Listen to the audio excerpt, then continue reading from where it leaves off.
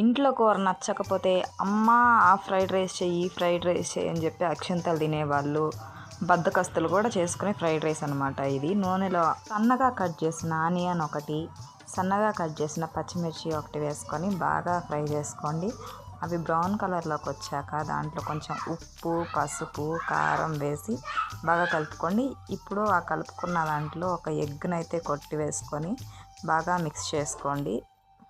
ఆ ఎగ్ బాగా వేగాక ఇంట్లో మన వాటా అన్నం ఉంది కదా, కూర నచ్చలేదని పక్కన పెట్టేసామే, ఆ అన్నం అయితే ఆ ఎగ్గులో వేసుకొని బాగా మిక్స్ చేసుకొని ఇప్పుడు దాంట్లో టమాటా కెచప్, చిల్లీ సాస్ అయితే వేసుకొని బాగా కలుపుకోండి.